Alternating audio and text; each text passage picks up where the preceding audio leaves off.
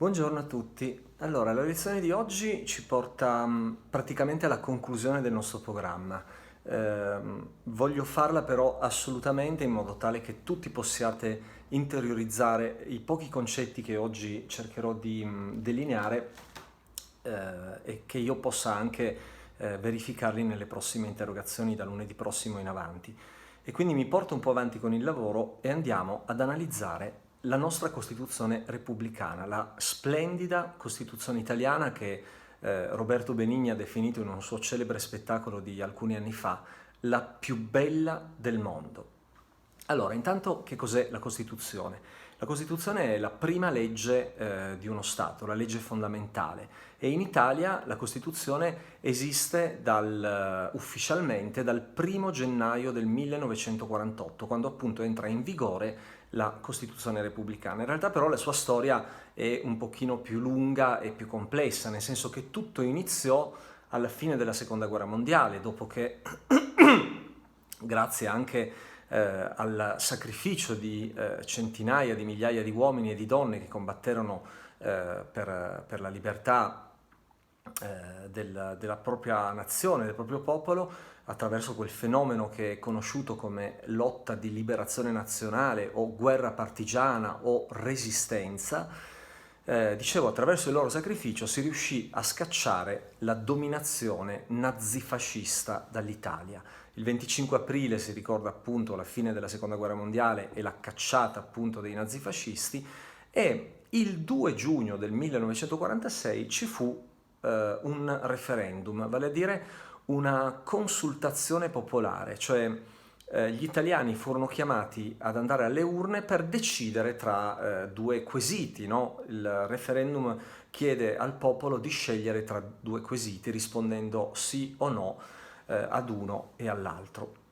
In questo caso, il 2 giugno del 1946, il referendum fu organizzato, fu bandito per decidere tra la monarchia e la repubblica, cioè si chiedeva fondamentalmente al popolo italiano se si voleva mantenere la forma di governo monarchica, la monarchia costituzionale, quella gestita dalla famiglia regnante dei Savoia e che aveva prodotto tanti danni, compresa come posso dire, l'appoggio iniziale al fascismo e poi le leggi razziali e poi l'entrata in guerra dell'Italia al fianco della Germania, insomma una monarchia che era pregna di gravissime responsabilità, oppure se si voleva cambiare la forma costitutiva del proprio Stato e trasformarlo in una repubblica.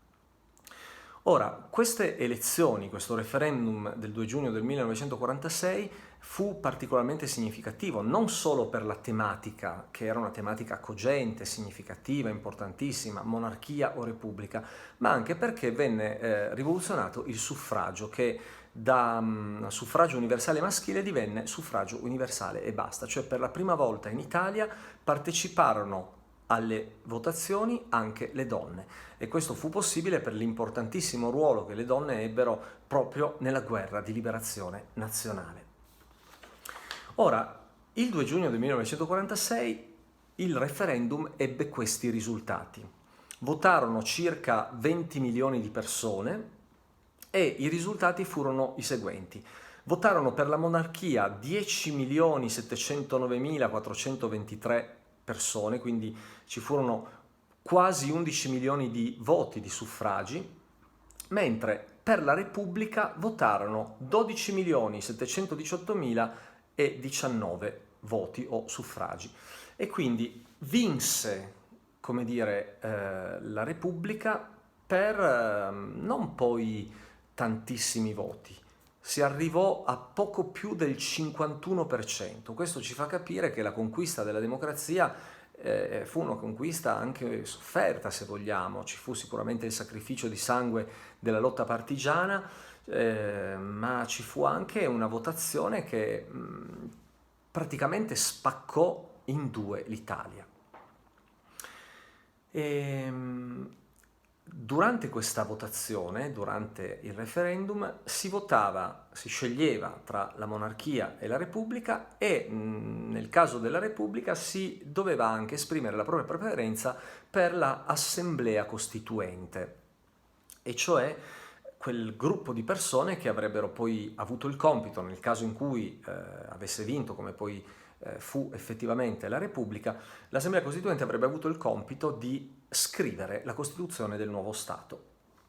E siccome vinse la Repubblica, subito si insediò questa Assemblea Costituente, che in un primo momento era composta da 556 membri, no? 556 deputati regolarmente votati appunto attraverso il referendum, ma ben presto, appena iniziati i lavori di questa Assemblea Costituente, ci si accorse che erano troppi, non si poteva proprio procedere con un numero così alto, appunto parliamo di alcune centinaia di persone, 556 deputati che facevano parte dell'Assemblea Costituente, non riuscivano proprio fisicamente a lavorare, bisognava snellire i lavori e quindi venne creata una commissione più stretta, ridotta a soli 75 deputati, che però mantennero al loro interno le proporzioni politiche, no, dell'Assemblea Costituente originaria.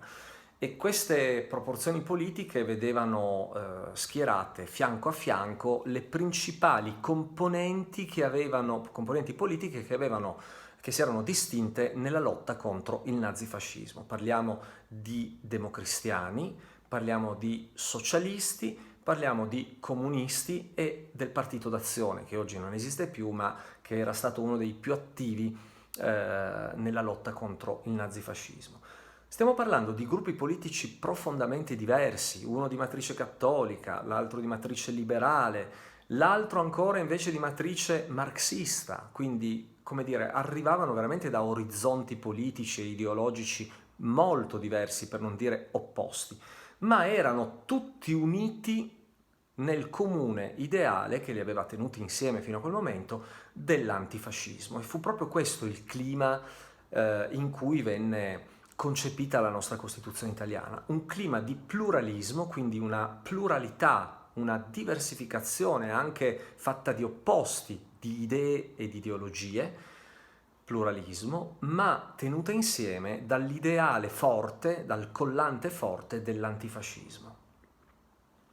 Ci vollero 2 anni di lavoro, appunto dal giugno del 1946 al dicembre del 1947. 2 anni di lavoro durante i quali questa Assemblea Costituente, formata da queste componenti appunto molto diversificate tra loro, lavorò per la redazione di questo documento giuridico davvero straordinario, che è appunto la Costituzione italiana. Il testo venne approvato il 22 dicembre del 1947 e venne sottoscritto, firmato dal presidente temporaneo della Repubblica, che si chiamava all'epoca Enrico De Nicola e che appunto vergò con la sua firma questo importante documento.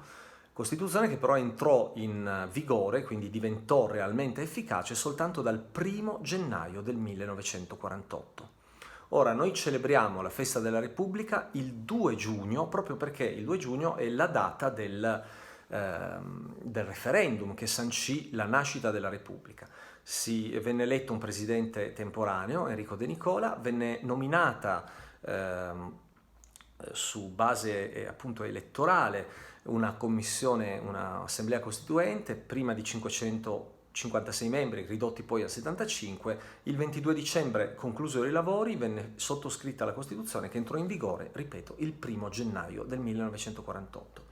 Questa Costituzione ha 2 caratteristiche che vi pregherei di ricordare e viene definita una Costituzione lunga.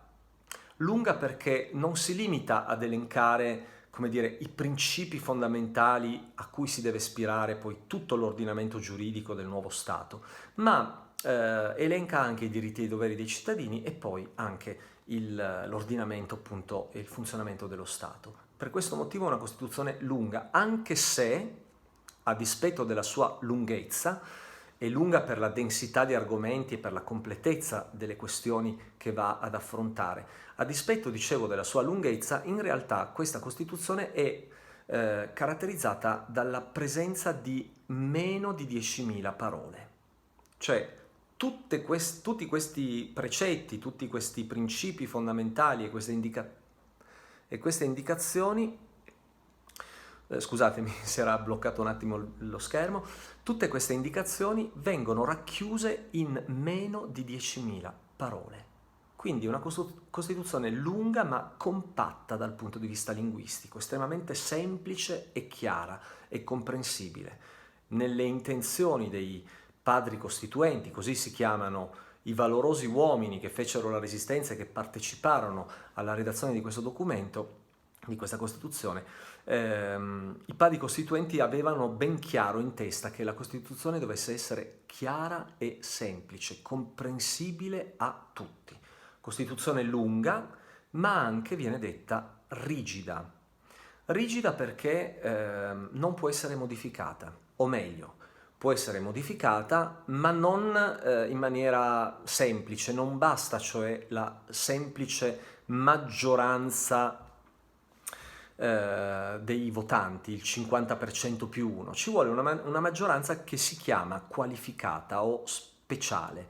Bisogna che ci siano i 2/3 del Parlamento favorevoli alla modifica della Costituzione. Quindi per modificare questa Costituzione c'è bisogno di un procedimento più laborioso che per le leggi ordinarie.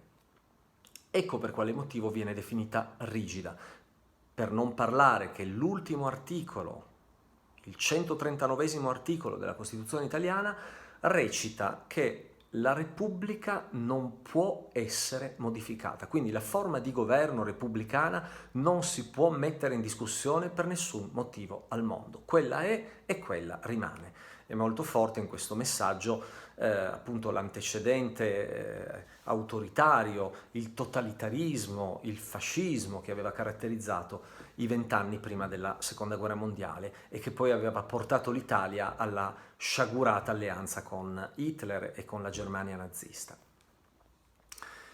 Bene, detto ciò, vediamo un attimo come è strutturata questa Costituzione, appunto una Costituzione che è stata definita lunga. La Costituzione è come dire, distribuita in 4 grandi parti, no? La prima parte, che comprende gli articoli che vanno dall'1 al 12, contiene i principi fondamentali, cioè i valori fondativi del nuovo Stato, quei principi a cui tutte le persone e tutte le norme si devono ispirare. Poi c'è una seconda parte che invece va dall'articolo 13 all'articolo 54, che contiene i diritti e i doveri dei cittadini. E quindi che cosa i cittadini devono fare e che cosa invece è quello di cui hanno diritto. Vengono elencati appunto questi diritti e i doveri dei cittadini. La terza parte, che va dall'articolo 55 all'ultimo articolo 139, perché la Costituzione è appunto caratterizzata dalla presenza di 139 articoli, dal 55 al 139 c'è la parte terza, che invece contiene l'ordinamento dello Stato, ossia ci sono tutte le norme che disciplinano il funzionamento di questa Repubblica. Vi è poi una quarta parte che prende il nome di disposizioni transitorie e finali. Ci sono alcuni articoli che diciamo sono, come dire, un'appendice conclusiva. Ora noi ci occuperemo in questa breve lezione di analizzare uno per uno i 12 principi fondamentali che sono, diciamo, da conoscere a fondo, non dico da studiare a memoria, anche se sarebbe uno sforzo che varrebbe la pena di essere fatto.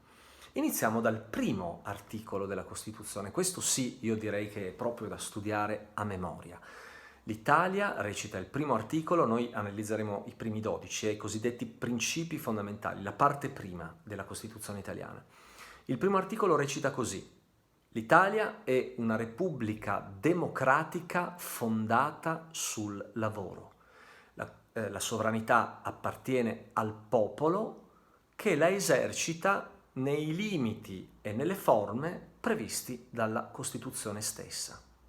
Un articolo limpido, lineare, che ribadisce la forma repubblicana. L'Italia è una repubblica democratica, lo dice 2 volte. Repubblica deriva dal latino res publica, la cosa, lo Stato appartiene a tutti. Democratica invece deriva dal greco, il potere appartiene al demos, al popolo, e quindi questa forma di governo repubblicana viene ribadita fin dalle prime righe. Inizia così la Costituzione e finisce con il 139esimo articolo che dice che quella forma di governo repubblicana non può in alcun modo e per nessuna ragione essere modificata. Quindi alfa e omega, inizio e fine, l'Italia è una repubblica e non può essere se non una repubblica. E poi dice afferma un principio molto importante, fondata sul lavoro. Eh sì, perché l'Italia si stava ricostruendo dopo la guerra e questa ricostruzione fu possibile soltanto al lavoro dei cittadini, quindi furono i cittadini stessi che con il loro impegno, il loro lavoro, rifondarono il proprio Stato con una nuova forma di governo che era appunto quella repubblicana. Senza il contributo dei lavoratori, quindi senza il lavoro delle singole persone, lo Stato non potrebbe esistere. E questo rende ancora più forte il concetto di demos, di cosa pubblica. Lo Stato appartiene a tutti perché è nato dallo sforzo e dal lavoro di tutti. Ciascuno nel proprio piccolo fa la sua parte perché esista la Repubblica. L'ultimo comma, cioè l'ultima proposizione del primo articolo, è ancora più importante di quelli che abbiamo espresso fino ad ora, o meglio, sono tutti ugualmente importanti, ma è ancora più incisiva perché dice che la sovranità, cioè il potere, appartiene al popolo, democratica, no? Il demos che si autogoverna. Ma questo potere non viene esercitato in maniera indiscriminata, cioè ognuno fa quello che vuole, non è una anarchia, assenza di governo. Il popolo è sovrano, ma esercita questo potere, questa sua sovranità, nei limiti che la Costituzione stessa impone. Cioè la Costituzione è una forma di legaccio all'interno del quale ciascuno può esercitare la propria libertà, ma senza andare oltre questi limiti. Roberto Benigni, nel commento che fa al primo articolo della Costituzione, cita qui il mito di Odisseo, che, come sapete, attraversò il Mar Mediterraneo per 10 anni prima di poter far ritorno nella sua terra Itaca. A un certo punto si trovò ad attraversare una parte di mare che era abitato dalle sirene, che con il loro canto ammaliavano i navigatori e li attiravano a sé, costringendoli praticamente alla morte, perché poi questi andavano incontro agli scogli o a dei vortici che ne inghiottivano le imbarcazioni. Nessuno mai era ritornato vivo dalla laguna delle sirene. Ebbene, Odisseo, mosso da curiosità, chiede ai suoi uomini di legarlo all'albero maestro perché vuole sentire il canto delle sirene e gli dà l'ordine di non slegarlo neppure se lui si fosse messo a urlare, neppure se li avesse minacciati, insomma per nessuna ragione al mondo. Praticamente Odisseo, quando era sobrio, si è fatto legare per non commettere errori addirittura irreversibili nel momento in cui fosse stato assuefatto, inebriato dal canto delle sirene. Sempre Benigni dice che la Costituzione è stata scritta da uomini sobri, in un momento di sobrietà, di serietà. Era appunto l'Italia quella uscita dalla guerra, che aveva combattuto e scacciato il nazifascismo, era un'Italia che aveva lottato per i valori di giustizia e di libertà e di uguaglianza. Quindi uomini sobri, in un momento nobile della storia italiana, si sono dati delle regole, come dei legacci, proprio per evitare che in momenti difficili, dove la sobrietà magari viene meno, dove ci sono delle voci incantatrici che ci portano all'ebbrezza, che ci porterebbero all'errore, possano essere in qualche modo disattesi. I principi devono rimanere quelli, saldi, forti, sono legacci che ci impediscono anche in futuro di sbagliare. Articolo numero 2. L'articolo numero 2 sancisce i diritti inviolabili dell'uomo, ma anche i doveri inderogabili. Lo leggo. La Repubblica riconosce e garantisce i diritti inviolabili dell'uomo, sia come singolo, sia nelle formazioni sociali ove si svolge la sua personalità, e richiede l'adempimento dei doveri inderogabili di solidarietà politica, economica e sociale. Allora, attenzione, è bellissimo questo articolo perché mette insieme doveri e diritti. Diritti inalienabili sono quelli che aveva elaborato John Locke nel Seicento, la vita, la libertà, la proprietà privata, questi sono diritti inviolabili. La Repubblica li garantisce, lo Stato si fa garante, difensore di questi diritti, primo fra tutti la vita, la salute. Mai come in questi giorni vediamo uno Stato impegnato per la salute pubblica e difende i suoi cittadini sia come singoli ma anche come parte di una collettività. E poi, subito dopo, precisa che accanto ai diritti inviolabili ci sono anche dei doveri inderogabili. Cosa significa doveri inderogabili? Che non possono essere derogati, cioè che non ammettono eccezioni, che valgono per tutti. I doveri sono inderogabili, non ammettono eccezioni. E quali sono questi doveri inderogabili? Sono doveri di solidarietà. Insiste molto la nostra Costituzione su questo aspetto. Il cittadino non è soltanto un singolo, ma è parte di una comunità e come membro di una comunità ha dei doveri che sono inderogabili, che non possono essere messi in discussione, non possono subire eccezioni.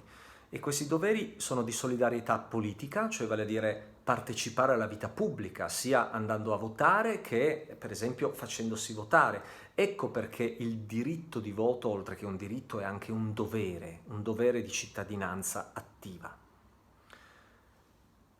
Questa è la solidarietà politica, andare a votare, partecipare alla vita pubblica. Poi c'è la solidarietà economica. Lo Stato per funzionare sostiene delle spese, enormi spese, e queste spese devono essere suddivise tra i vari cittadini e quindi pagare le tasse, solidarietà economica.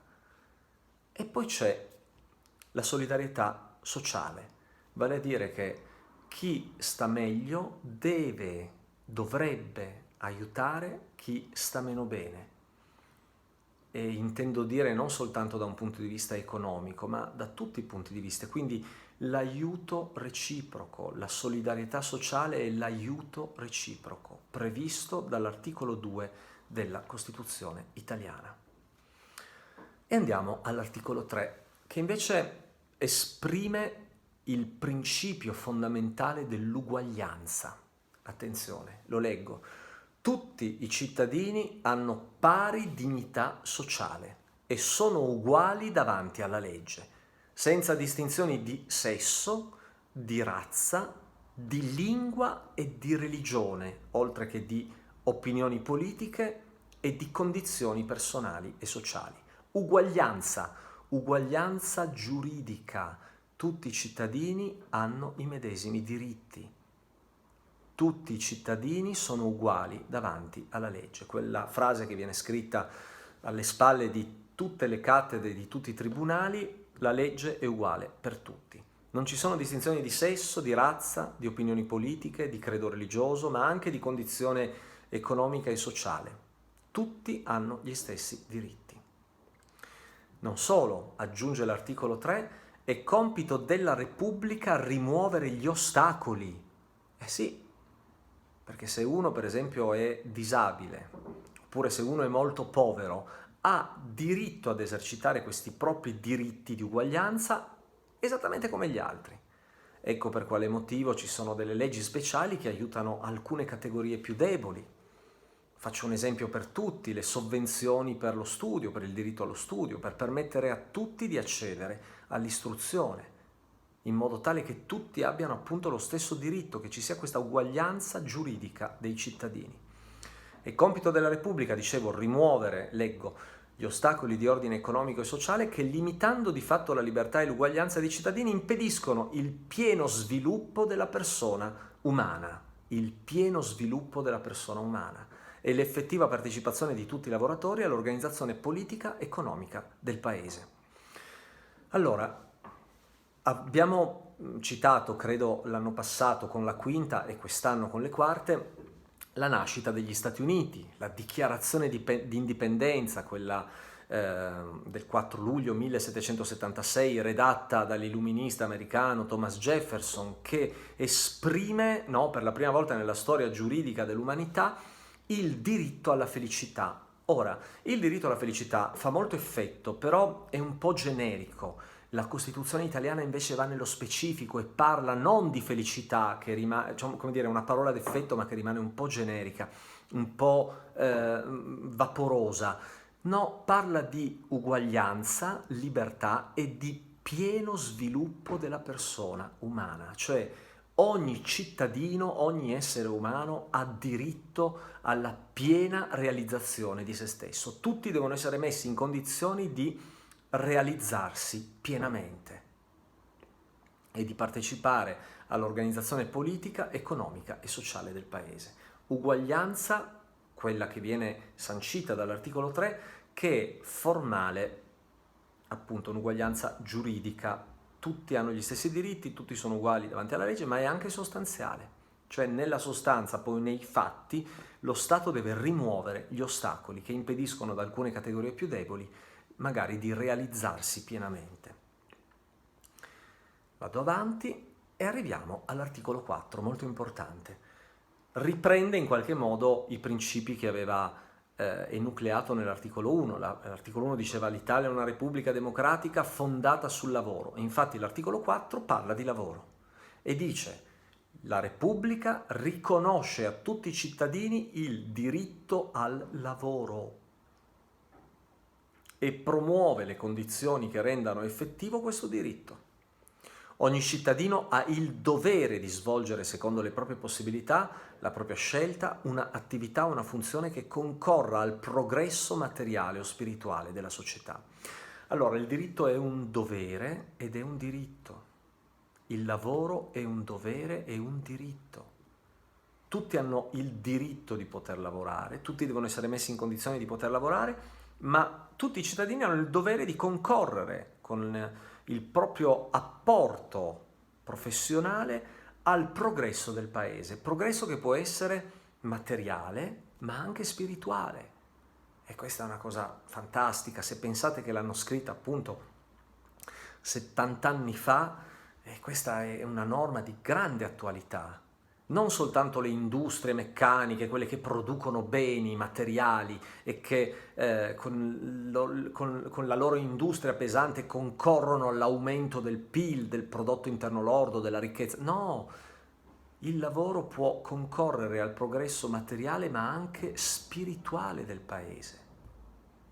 Il lavoro può anche essere un lavoro spirituale, immateriale, creativo, artistico e ciascuno è libero, secondo le proprie inclinazioni, di scegliere il settore lavorativo in cui esprimersi e realizzarsi. E la Repubblica deve favorire questa cosa, perché il lavoro è un diritto, è un dovere, scusate, ma è anche e soprattutto un diritto. E tutti i lavori hanno pari dignità. L'articolo 5 invece parla del decentramento amministrativo. Naturalmente prima ribadisce che la Repubblica è una ed indivisibile, ma ammette che ci siano delle differenze. Lo leggo. La Repubblica, una ed indivisibile, riconosce e promuove le autonomie locali.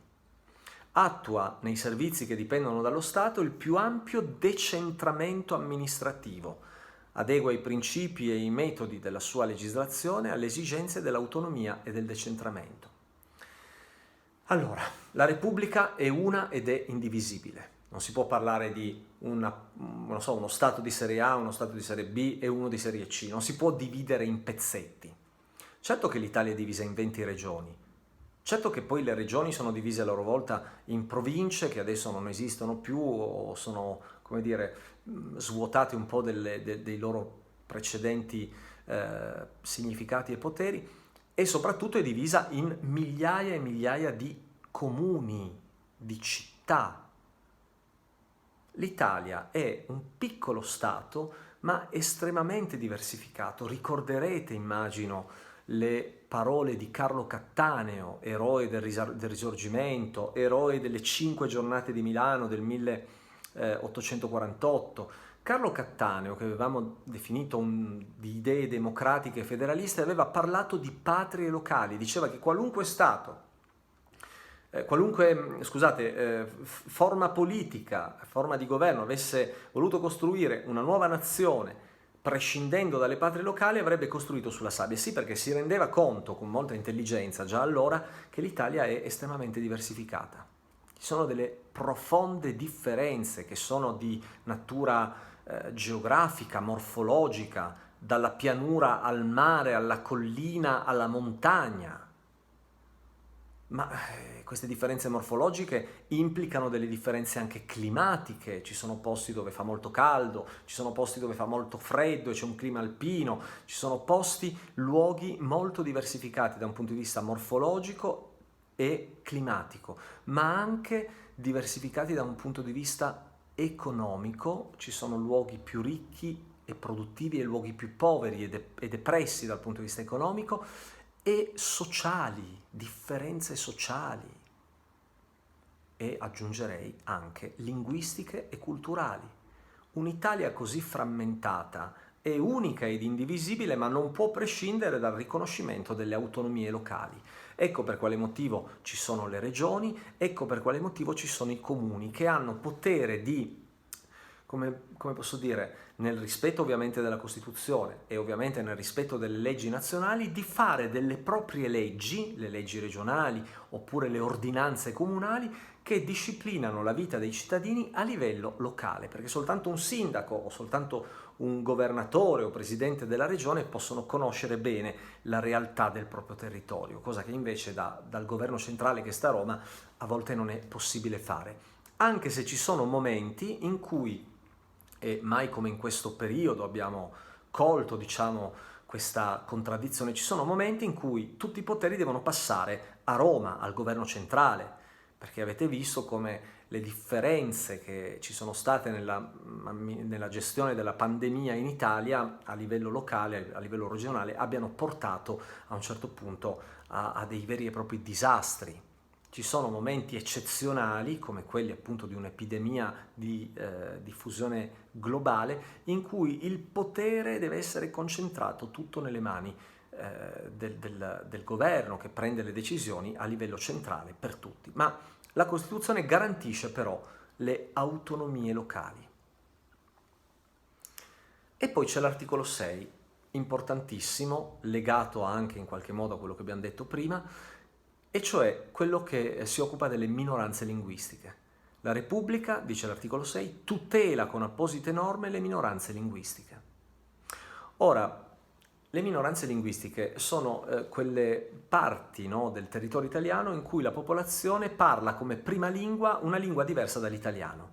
Eh sì, perché i confini sono stati creati, diciamo, in maniera un po' artificiale a un certo punto, e quindi la maggior parte della popolazione in quelle zone era italiana, però ci sono delle minoranze che parlano magari tedesco, parlo del Trentino Alto Adige, oppure croato, come per esempio in Friuli, oppure francese, come in Valle d'Aosta.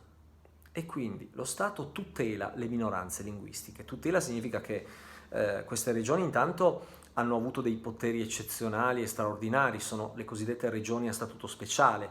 Oltre alle due isole, Sicilia e Sardegna, Valle d'Aosta, Trentino e Friuli Venezia Giulia sono regioni a statuto speciale, cioè hanno una maggiore autonomia amministrativa e legislativa, possono prendere delle decisioni in modo un po' più libero rispetto agli altri, ma soprattutto nel caso delle minoranze linguistiche i nomi delle strade, i nomi dei negozi sono scritti in entrambe le lingue, nella lingua locale e nella lingua nazionale, che è l'italiano.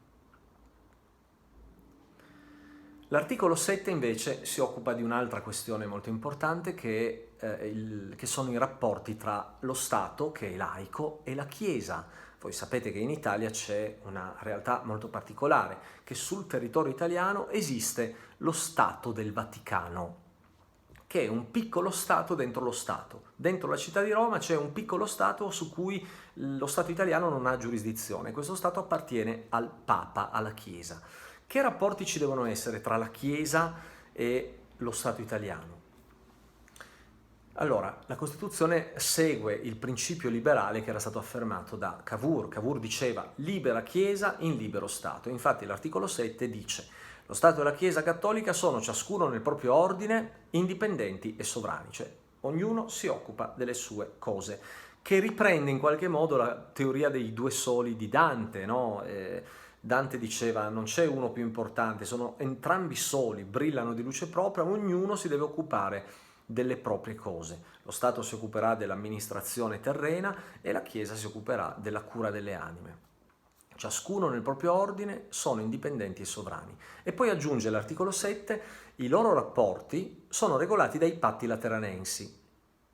Le modificazioni dei patti accettate dalle sue parti non richiedono procedimento di revisione costituzionale. Cosa sono i patti lateranensi? Sono degli accordi che erano stati presi tra il governo italiano fascista nel 1929, quindi da Mussolini, che era il capo del governo italiano, siamo già nel pieno della dittatura, e la Chiesa cattolica romana. Sono degli accordi. Mussolini voleva avere il consenso anche da parte dei cattolici, quindi trova degli accordi con il Papa e fa delle concessioni, quindi riconosce per esempio l'autonomia amministrativa dello Stato del Vaticano, quindi nasce di fatto lo Stato del Vaticano, riconosce degli indennizi in denaro, riconosce la religione italiana come religione di Stato e istituisce l'insegnamento della religione cattolica nelle scuole, dei patti, degli accordi che poi sono delle concessioni, dei regali che lo Stato fascista aveva fatto alla Chiesa per avere il consenso dei cattolici. Bene, la Costituzione italiana recepisce, cioè fa propri i patti lateranensi, ma dice questi patti possono essere modificati e per essere modificati non c'è bisogno della revisione costituzionale, cioè di quella maggioranza qualificata di cui abbiamo parlato all'inizio, bensì basta una normale votazione, purché le due parti siano concordi. L'articolo 8 rimane nell'ambito delle scelte religiose e riguarda la libertà di culto, e cioè tutte le confessioni religiose sono ugualmente liberi davanti alla legge, e cioè tutti sono liberi di professare la propria scelta religiosa, purché, aggiunge, non contrastino con l'ordinamento giuridico italiano, cioè se esercitare la propria scelta, il proprio credo religioso non va contro la legge, ciascuno è libero di farlo e per questo non deve essere perseguitato o discriminato. C'è poi l'articolo 9 che è importantissimo, soprattutto per noi che siamo al liceo artistico, perché dice, anche questo sarebbe da studiare a memoria, la Repubblica Italiana promuove lo sviluppo della cultura, della ricerca scientifica e tecnica, inoltre tutela il paesaggio e il patrimonio storico e artistico della nazione. Pensate un po', tra i principi fondamentali vengono inseriti come valori imprescindibili e preziosissimi la scienza, la cultura, il sapere e poi anche il paesaggio, che oggi noi potremmo intendere in un senso più ampio di ambiente, tutela quello che ci circonda e anche il patrimonio storico e culturale. L'Italia è uno dei paesi al mondo più ricchi di testimonianze storico-artistiche, addirittura a cielo aperto, e inoltre uno dei paesi più belli del mondo, che è dotato di alcune delle più belle risorse naturali di tutto il pianeta. Ebbene, queste sono un patrimonio da tutelare, lo dice la Costituzione. Purtroppo, nella storia della nostra Repubblica, troppe volte si è andati contro questi principi. Poi abbiamo l'articolo 10 che dice che l'ordinamento giuridico italiano si conforma alle norme del diritto internazionale generalmente riconosciute, cioè l'Italia è uno Stato autonomo ed è sovrana nel proprio territorio, però fa parte di una comunità più ampia che è l'Europa e in generale tutti gli stati del mondo, quindi esiste una legge sovranazionale che è il diritto internazionale a cui anche l'Italia si deve sottoporre. Attenzione però, disciplina anche il concetto di straniero. Lo straniero al quale sia impedito nel suo paese l'effettivo esercizio delle libertà democratiche garantite dalla Costituzione italiana ha diritto d'asilo nel territorio della Repubblica. Cioè, i principi della Repubblica di libertà, giustizia, uguaglianza sono validi sia per i cittadini italiani, ma anche per gli stranieri che magari in patria vedono questi diritti calpestati e quindi scappano. Questi sono profughi, sono esiliati e ad essi viene concesso l'asilo politico, il diritto d'asilo, cioè vengono accolti e i loro diritti vengono difesi. Si parla poi dell'estradizione. L'estradizione è la possibilità di uno Stato estero di rispedire a casa propria un detenuto o un ricercato, una persona che si è macchiata di un qualche reato. Pensate un assassino che ne so, dalla Francia emigra in Italia, la Francia pretende di poter giudicare quel delinquente e allora si procede all'estradizione, cioè si obbliga quella persona che in quel momento si trova sul territorio italiano a ritornare nel suo paese per essere processata. Questa estradizione deve essere rispettata a meno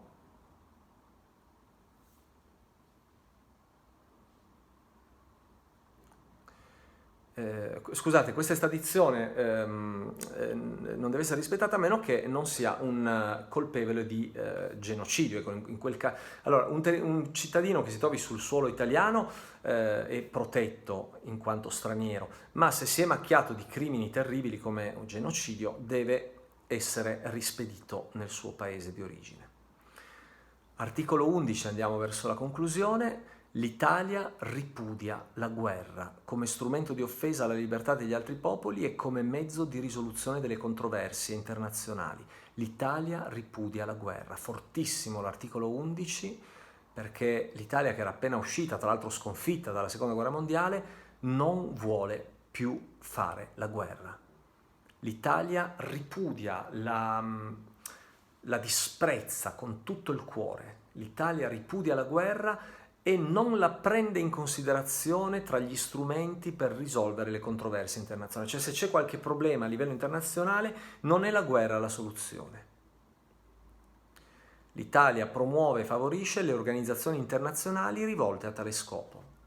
Ho saltato alcune righe dell'articolo per andare alla conclusione, e cioè piuttosto ci sono delle organizzazioni internazionali, l'ONU, l'Organizzazione delle Nazioni Unite, che con i propri strumenti possono intervenire e insomma cercare di risolvere i problemi attraverso delle limitazioni di sovranità, cioè delle misure restrittive, o in alcuni casi molto gravi attraverso un esercito deputato che interviene in missioni di pace. L'ultimo articolo sembrerebbe un po', come dire, frivolo, ma in realtà non lo è affatto, perché l'ultimo articolo della prima parte, cioè l'ultimo dei principi fondamentali, l'articolo 12, riguarda la bandiera, il tricolore. La bandiera della Repubblica è il tricolore italiano, verde, bianco, rosso, a 3 bande verticali di uguali dimensioni. Perché c'è bisogno di scrivere questa cosa? Perché la bandiera non è soltanto come posso dire, un retaggio di vile patriottismo o addirittura di frivola partecipazione ed esaltazione calcistica. No, la bandiera è un simbolo. Il simbolo, che deriva dal greco, questa parola, significa qualcosa che riporta alla memoria qualcosa che è lontano. E allora attraverso il tricolore vengono riportati continuamente alla memoria e quindi resi presenti e vivi tutti i valori che sono contenuti negli articoli precedenti e in tutta la Carta Costituzionale.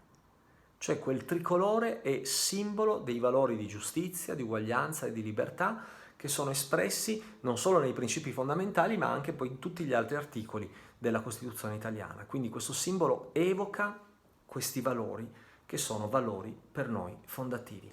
Io vi ringrazio della vostra attenzione e spero di essere stato chiaro. State bene.